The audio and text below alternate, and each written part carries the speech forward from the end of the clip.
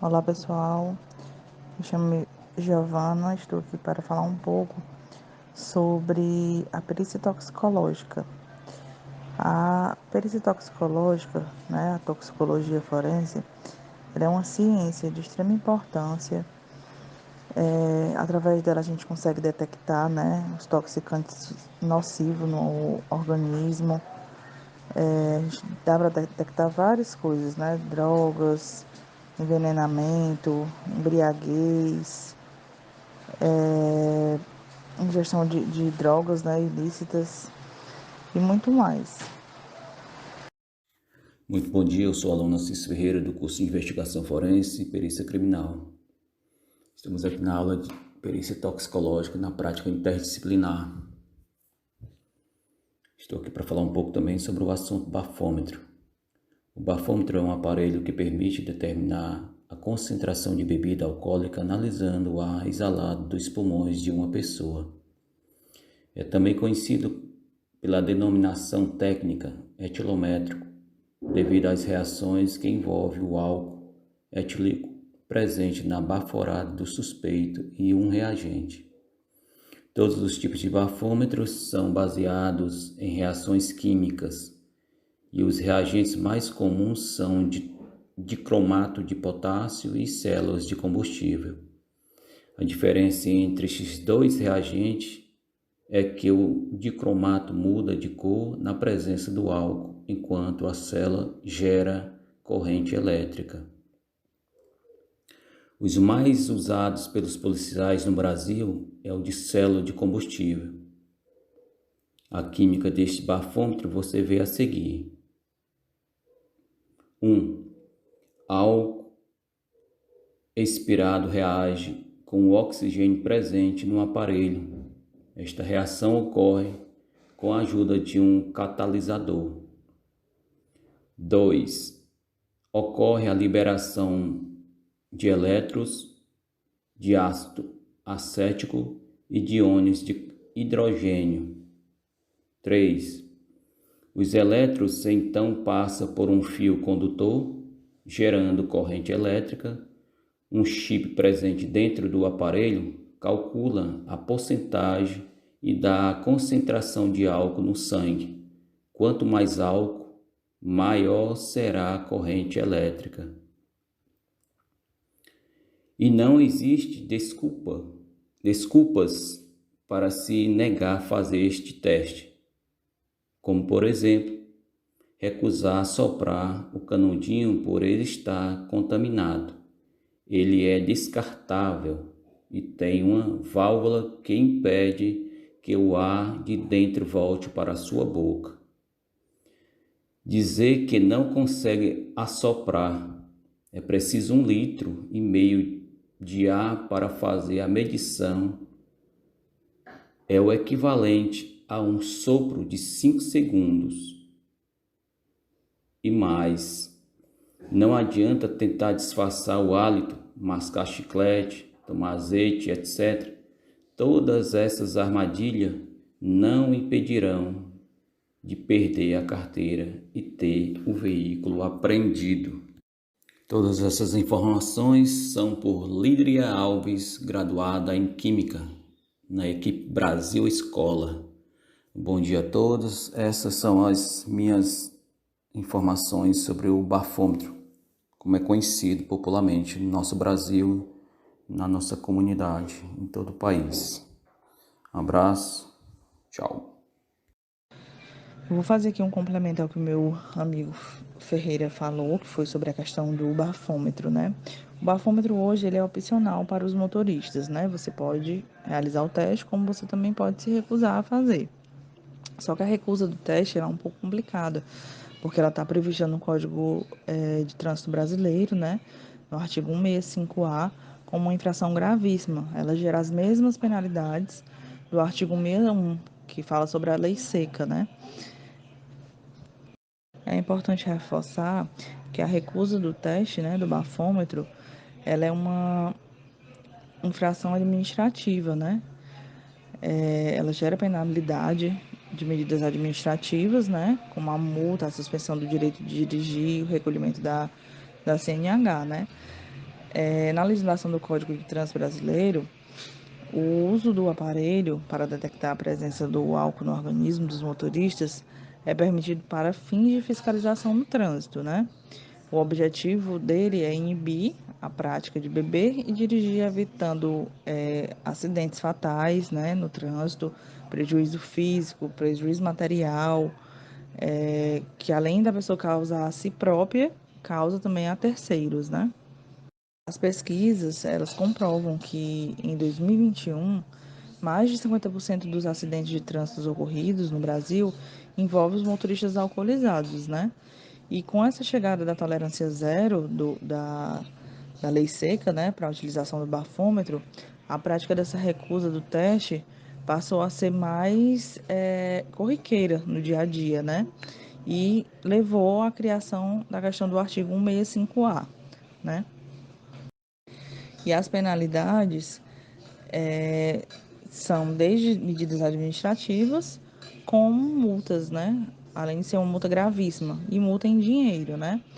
Hoje em dia a multa ela tem o fator multiplicador por 10, então custa R$ 2.934,70 e a suspensão do direito de dirigir por 12 meses. Vale ressaltar que as penalidades da recusa de utilizar o bafômetro, elas são as mesmas para quem obtém o resultado positivo quando realiza o teste, né? Acima de 0,04 miligramas por litro de ar alveolar. E tem mais. No caso da lei seca, né? Com essa questão da recusa do uso do bafômetro, caso o motorista ele cometa novamente a infração de dirigir sob o efeito de álcool ou se recuse a utilizar o bafômetro mais uma vez, em 12 meses, né, a partir da data que ocorreu a primeira ocorrência, ele será montado no dobro do valor inicial. Ou seja, né, se uma multa já tem um valor bem elevado de R$ 2.934,70, o prejuízo dele se torna ainda maior. Somando, ele fica R$ 5.869,40. E se caso, né, o novo teste der positivo no bafômetro, o Código de Trânsito Brasileiro, ele ainda prevê a cassação da carteira do condutor, ou seja, né, o cancelamento da CNH e a proibição de dirigir por 2 anos. Depois desse período, ele poderá realizar, né, o processo de habilitação do zero e passar por todo o processo novamente, aulas teóricas, aulas práticas, testes psicológicos e tudo isso. Olá, meu nome é Catarina e eu vou falar sobre lesões corporais.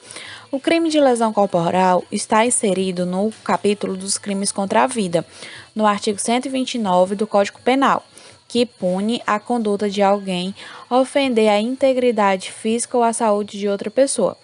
O mencionado artigo prevê 4 formas de lesões corporal: a lesão leve, grave, gravíssima e seguida de morte, conforme irei detalhar cada tipo de lesão corporal. A leve ou simples se dá por exclusão, ou seja, configura-se quando não ocorre nenhum dos resultados previstos no artigo 129, parágrafos 1º, 2º e 3º do Código Penal. A grave se dá pela incapacidade para ocupação habituais por mais de 30 dias, por perigo de vida, por debilidade permanente de membro sentido e pela função e aceleração do parto. A gravíssima se dá pela incapacidade permanente para o trabalho, a enfermidade incurável, a perda ou a inutilização de membro sentido ou função, deformidade e aborto. A seguida de morte ou o homicídio preterdoloso se resulta quando for imprevisível ou decorrente de caso fortuito. O sujeito responderá somente pelas lesões corporais. Olá pessoal, meu nome é Sheila e hoje irei falar o que é a embriaguez e sua identificação clínica e laboratorial. A embriaguez é o estado provocado pelo consumo e a ingestão de bebidas alcoólicas, sendo uma condição da pessoa que se encontra bêbada. O alcoolismo é uma doença que afeta uma grande parte das pessoas, independente da faixa etária. Suas consequências são graves, porém seus prejuízos sociais e laborais também devem ser considerados. É uma doença que ainda não tem uma causa definida e se manifesta pela vontade incontrolável de ingerir bebidas, gerando assim uma intoxicação significativa, afetando diversos órgãos vitais e alterando a qualidade de vida do indivíduo. Para a medicina forense, o alcoolismo pode ser uma causa ou consequência de um ato ilegal. Agora a Áquila vai dar continuidade. O meu nome é Áquila e eu vou começar falando sobre embriaguez. Vou falar sobre os efeitos patológicos agudos do álcool e os efeitos crônicos da embriaguez patológica. Quando o indivíduo ele ingere bebida com teor alcoólico, ele apresenta uma sintomatologia característica, né? Porém, o teor dessa substância influencia no tempo para manifestar os sintomas. Ao iniciar o consumo de bebidas com concentração alcoólica elevada, o indivíduo apresentará lentidão da atividade motora e dos processos cognitivos. E isso acontece porque o álcool etílico desestabiliza as membranas do cérebro. À medida que o volume alcoólico vai aumentando, o indivíduo vai sentindo dificuldades para se manter equilibrado. E isso acontece porque o álcool afeta partes importantes do encéfalo, como o cerebelo, por exemplo. Sendo assim, a embriaguez apresenta 3 fases, né? A excitação inicial, a confusão mental e a sonolência. Inicialmente, o indivíduo fica agitado e eufórico, e na sequência ele apresenta falas pouco articuladas e um pouco confusas, né? Algumas sem sentido. E por fim, a sonolência incontrolável. E agora eu vou falar um pouco sobre os efeitos crônicos da embriaguez patológica, tá? Dependendo da predisposição do indivíduo, do tipo de bebida alcoólica e do meio social em que ele vive, podem ocorrer 3 subtipos de embriaguez: a agressiva e violenta, a excitação motora e a convulsiva e delirante. A primeira delas configura-se a mais importante, tendo em vista o poder de cometer um crime devido à agressividade apresentada na situação. E em alguns casos de homicídio, sugere-se que a embriaguez foi premeditada para realizar o ato criminoso. Na embriaguez excitomotora, o alcoolista ele pode apresentar impulsos destrutivos para si, né, devido à raiva desenvolvida sobre o efeito da bebida. E em seguida ele pode provavelmente sofrer de amnésia lacunar. O subtipo convulsivo decorre de uma defesa do organismo frente ao volume excessivo do álcool. Sendo assim, o indivíduo apresenta um estado de hiperexcitação e hipersincronismo neuronal, que é característico de uma crise convulsiva. E na embriaguez delirante, o indivíduo ele desenvolve ideias imaginárias de autoacusação e autodestruição com uma forte tendência ao suicídio. E agora a Sheila vai falar mais um pouquinho para finalizar.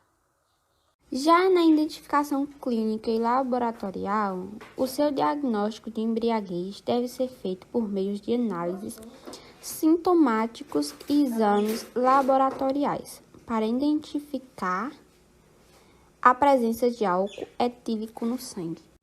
No cadáver, a análise das vísceras e do sangue venoso, a fim de concluir as investigações solicitadas pelas autoridades policiais. Vale lembrar que os órgãos não podem estar em estado de putrefação, pois, nessa condição, ocorre a liberação de substâncias que causam confundimento ao analisar a presença de álcool etílico. Intoxicação alcoólica na medicina forense visa ao Estado a identificação de embriaguez do indivíduo, crime ou dos praticantes dos vestígios. Sendo assim, todos os dados devem ser colhidos adequadamente para chegar à conclusão mais precisa sobre essa condição. Obrigada a todos, espero que tenham gostado da nossa apresentação.